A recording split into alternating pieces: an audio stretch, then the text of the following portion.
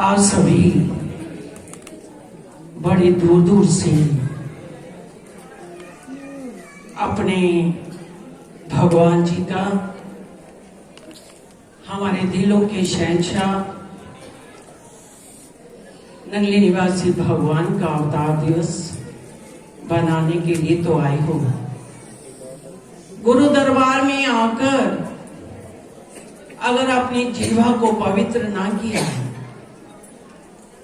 तो प्रभु की कृपा, उसकी रहमत को कैसे प्राप्त करोगे।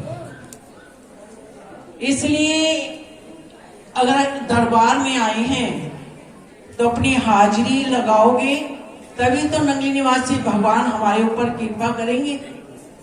और हाजिरी कैसे लगानी है? उनका जय घोष बोल के, बोलो जयकारा श्री गुरु महाराज की जय।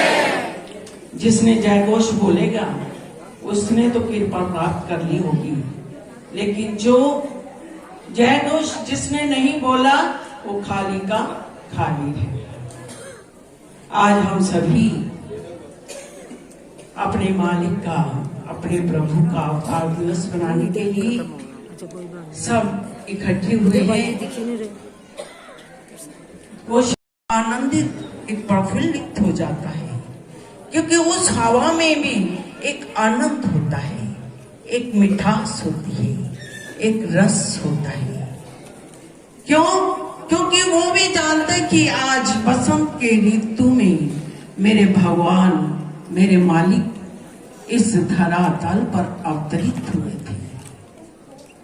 वो नंगली निवासी भगवान जब उन्होंने जन्म लिया, अवतार लिया, जैसे भगवान कृष्ण ने जब अवतार लिया था तो भोले शंकर शिव भगवान उनके दर्शन करने के लिए आए थे। उसी प्रकार जब नंगली निवासी भगवान ने अवतार लिया तो दादा गुरुदेव श्री परमहंस दयाल जी उनके दर्शन करने के लिए भी पहुंचे थे। मेरे प्रभु जब इस धरातल पर आए, उन्हें एकांत ही पसंद था। वो मालिक का सिमरन और बंदगी, प्रभु की याद में ही मस्त रहते थे।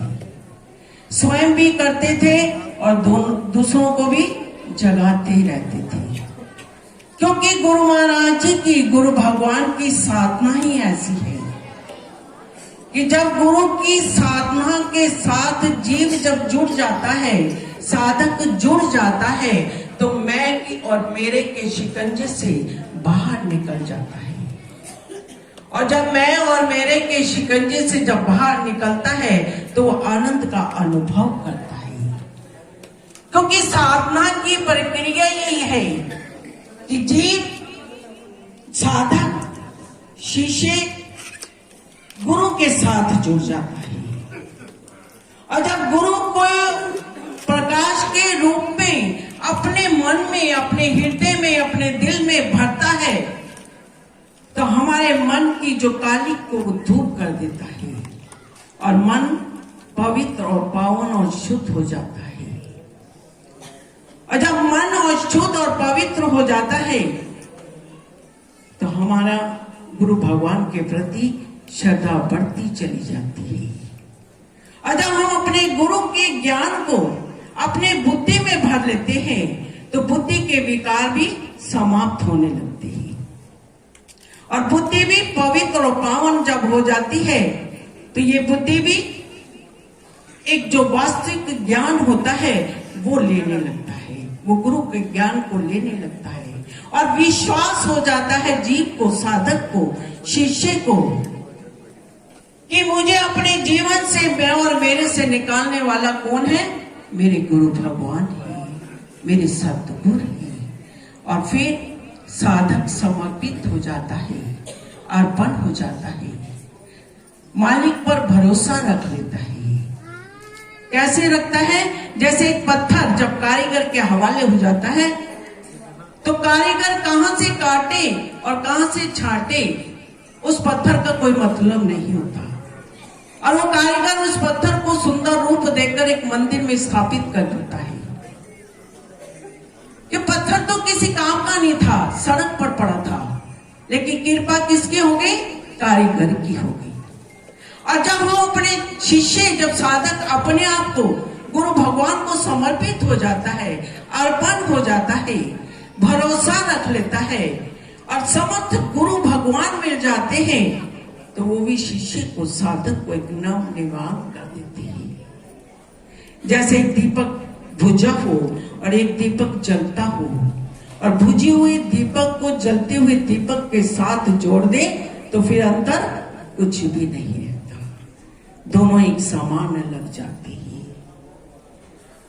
अब ये सोचो कि जिसको गुरु याद करे वो शिष्य कितना भाग्यशाली होगा। जब परमहंस महाराज जी टेरी में सत्संग करने के लिए गए तो नंगली निवासी भगवान सिमरन बंदगी में तो मस्त रहते थे। तो वहां के लोगों ने कहा कि आप परमात्मा का इतना ध्यान करते हो, तो यहाँ भी एक फकीर आए हैं, आप भी जाओ और दर्शन करो, उनका सत्संग सुनो। अभी छोटी आयु थी गुरु महाराज जी की, सब कुछ जानते थे। जब सब लोगों ने कहा तो वो भी गए सत्संग हाल में। तो दादा गुरुदेव श्री परमहंस महाराज जी सत्संग कर रहे थे। तो सत्संग करते करते ही जब नंगली निवासी भगवान ने जब सत्संग में प्रवेश किया तो दादा गुरुदेव क्या कहने लगे कि भैया आ गए हो? तो नंगली निवासी भगवान ने वहीं से जवाब दिया, हाँ जी मैं आ गया हूं।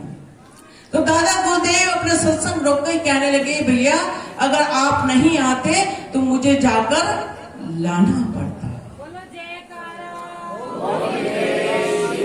ऐसे गुरु महाराज जी, ऐसे हमारे नंगली निवासी भगवान थे। क्योंकि स्वामी जी कहते हैं कि साधना में बहुत फिसलन होती है।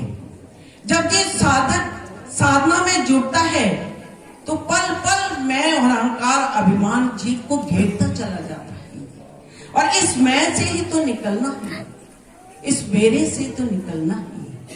क्योंकि जब मैं में फंस जाता है, फिसलन क्यों होती है? क्योंकि जब साधक को कुछ मिलने लगता है तो कहता है मेरी ये अवस्था है, मैंने ये अनुभव कर लिया, मैंने ये मनोमय विज्ञान प्राप्त कर लिया, मैं तो आनंद कोश में हूँ, ऐसा ज्ञान होने लग जाता है। लेकिन जब हम गुरुदेव के साथ जुड़ जाते हैं तो हमारी आंखों में एक पट्टी बांध देती है कि जीव और साधक मैं के शिकंजे में नहीं फंसे। क्योंकि गुरु भगवान कहते हैं जहां मैं है वहां गुरु छूट जाता है, और जहां गुरु होता है वहां मैं छूट जाती है। क्योंकि कई बार देखो कि ध्यान जब लगता है तो कितना आनंद आता है, बहुत कुछ मिलता है, और कई बार नहीं मिलता। और कई बार कितना आनंद मिलता है और ये नहीं कि दूसरे दिन भी वो आनंद मिले। और कई बार गुरु हमारे इतने नजदीक होते हैं और कई बार गुरु बहुत दूर नजर आने लगते हैं। जैसे एक व्यक्ति ने गुरु महाराज जी से कहा कि आपकी साधना तो बहुत सरल है। तो गुरु महाराज जी मुस्कुरा कर कहने लगे, साधना तो सरल है लेकिन हम सरल होने नहीं देते। क्यों नहीं होने देते? क्योंकि जब ध्यान लगता है, साधक जब जुट जाता है, जिनका ध्यान लगता है तो वो सोचता है कि आगे क्या है, आगे क्या है, उत्साह होता है। और जिसका ध्यान नहीं लगता वो दीन दृष्टि से हमारी तरफ दिखता है, अरदास करता है, प्रभु से हमसे प्रार्थना करता है, और जब प्रार्थना करता है, अरदास करता है, समर्पित हो जाता है, फिर हम उसको देने लग जाते हैं। क्योंकि वो साधक ये ना समझे कि जो मेरे पास है वो मेरी साधना का फल है।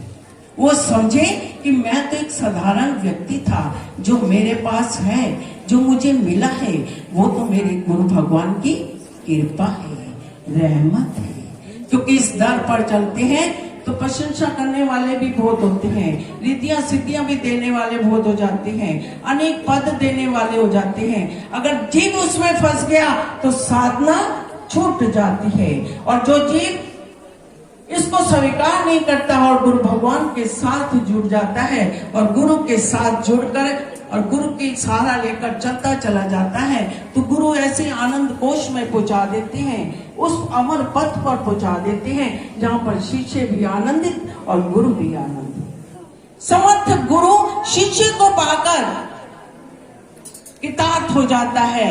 और शिष्य जब कुछ लोग मिल जाता है गुरु को, तो गुरु भी कृतार्थ हो जाता है। जैसे हमारे दादा गुरु नंगली निवासी भगवान को पाकर कितने कृतार्थ हो गए। उन्होंने आगरा में 13 साल के लिए उनको बिठाया और इतनी कठोर तप, इतना कठोर साधना कि उनका शरीर इतना कमजोर हो गया था कि दादा गुरुदेव को उनको रुई में लपेट कर लाना पड़ा था। और जब रुई में लपेट कर लेकर आए थे और कुछ समय के बाद तो दादा, क्योंकि वो पढ़े लिखे गुरु महाराज जी तो कहीं स्कूल गए नहीं थे, लेकिन ज्ञान बहुत था, क्योंकि इतनी तप, इतना कठोर साधना थी। तो परमहंस महाराज जी ने कहा था कि राम का तो राम है, कृष्ण का तो कृष्ण है, गुरु नानक का तो गुरु नानक है। कितनी उपाधियां दे दी थी दादा गुरुदेव ने नंगली निवासी भगवान को। और जब वो उनको लपेट कर लाए और कुछ समय के बाद जब वो सही हुए, तो परमहंस महाराज जी ने उनको भेजा गुरुद्वारे में सत्संग करने के लिए। तो एक संत थे तो कहने लगे, ये तो कुछ पढ़े लिखे भी नहीं और सत्संग भी नहीं किया, अभी तब साधना करके आए हैं, तो ये गुरुद्वारे में जाकर क्या बोलेंगे। जग सिर मेरे साईं हक लगया, मैं सकना पीर दे नाल होई, जद मुर्शिद मेरे मैनू प्यार दिता,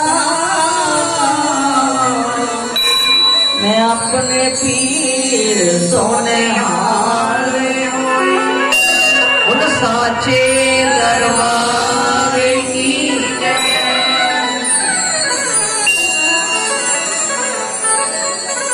आई शगना दी रात होनी सोनी मुलाकात, आई शगना दी रात होनी सोनी मुलाकात, आई शगना दी रात होनी सोनी मुलाकात, आई शगना दी रात होनी सोनी मुलाकात।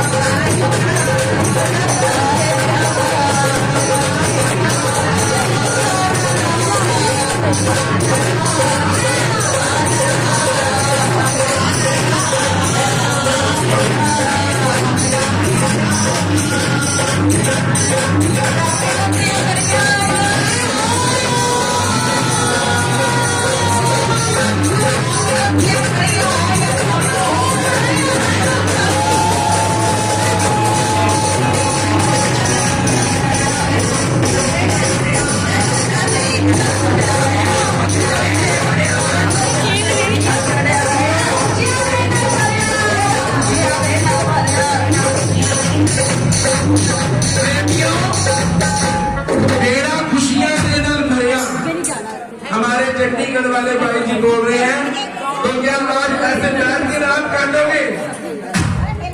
सबने अपनी जगह पे खड़े होकर क्या कहना है? हाँ जी, मेरा चाहिए ना चढ़िया मेरा खुशियां मेरा